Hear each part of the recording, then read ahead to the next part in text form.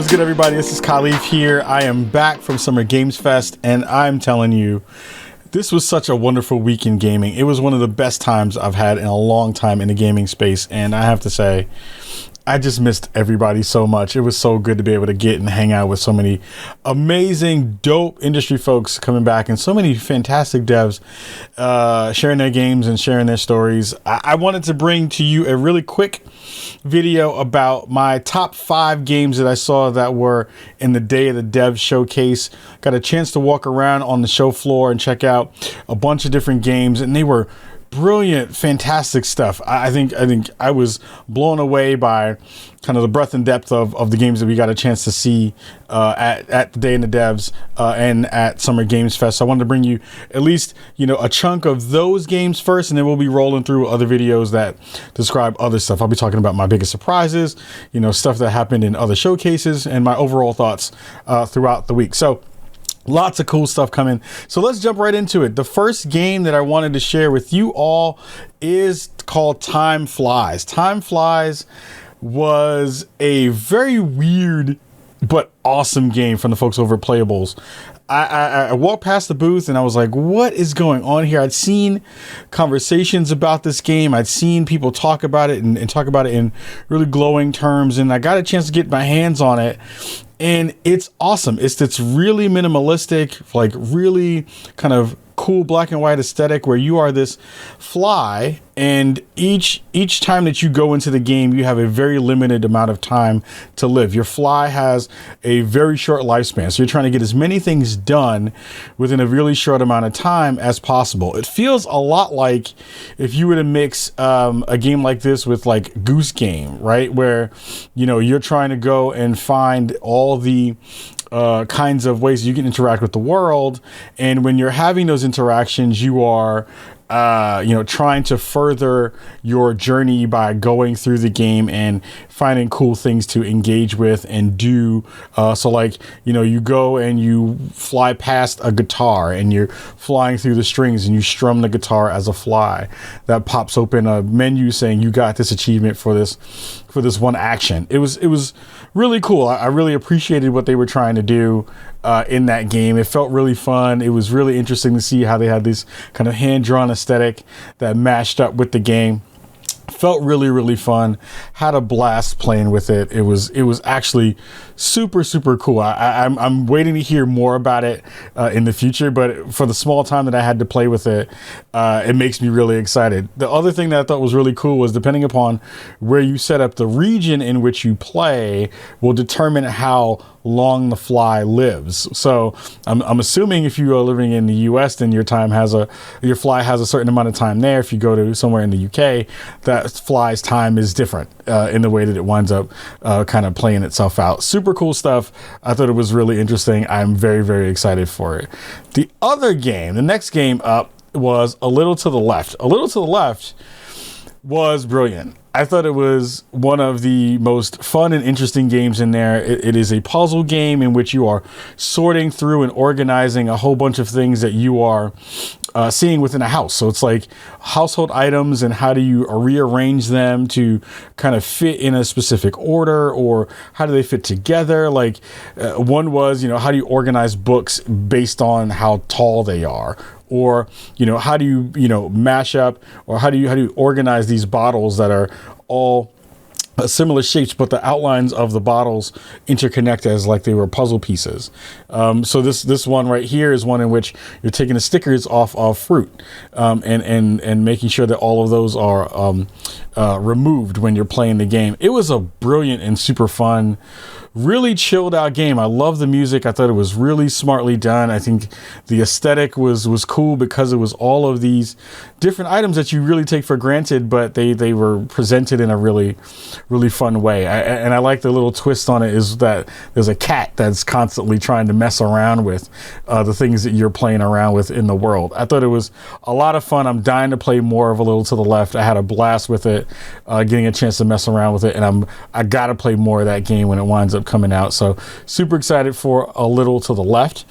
The other one that I thought was really cool was Birth. It's this other puzzle game where you are trying to resurrect these different animals, but you're doing this in this kind of point and click puzzle fashion where you're looking to gather all these pieces that you can rebuild this animal. So like you're doing these puzzles, and then you wind up getting, the pieces of a spine of an animal that you want to put together.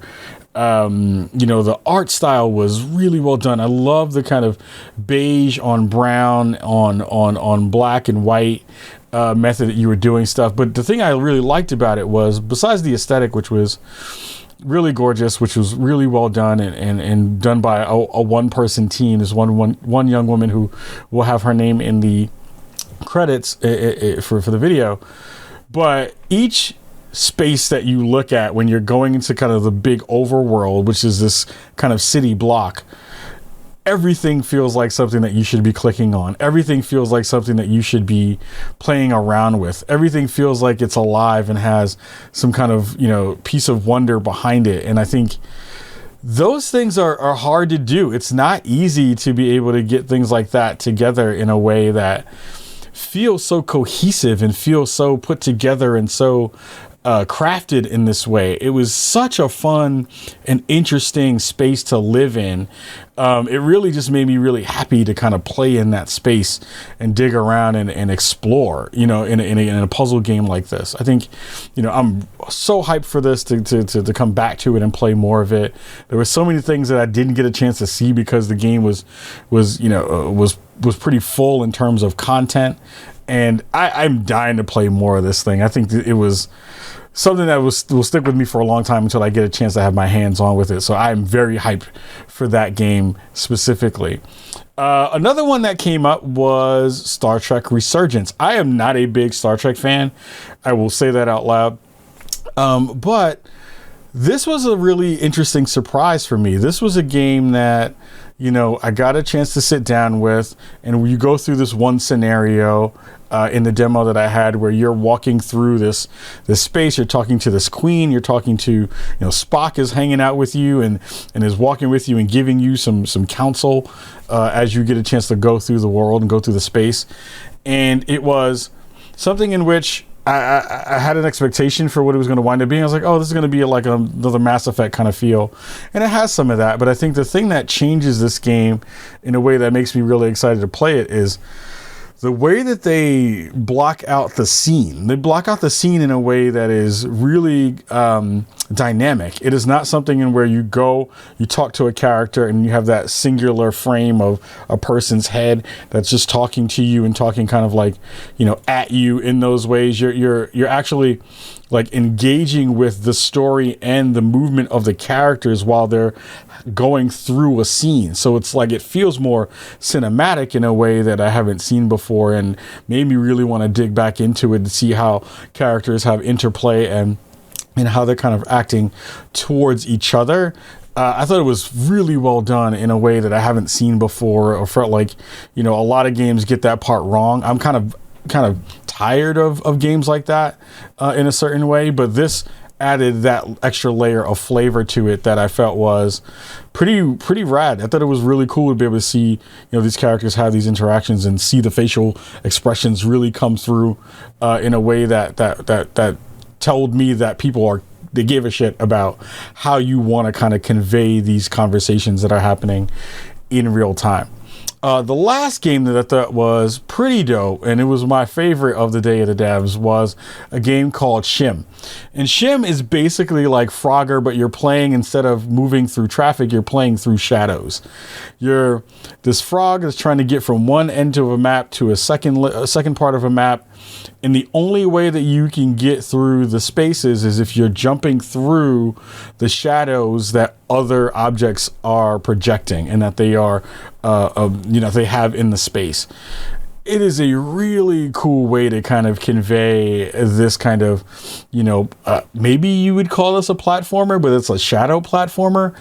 Art style was really, really cool. I love the way that they were, moving through the space. I love the way that you had to navigate everything that you wind up going through, and it wind up giving you this isometric space that was even more interesting because of you having to rotate the world around. You pay attention to the patterns in which things were moving. So you'd move from, the space of a shadow of a cat, moving into the shadow of a bicyclist, moving to the shadow of a car, just to get from one end of the map to the other part of the map.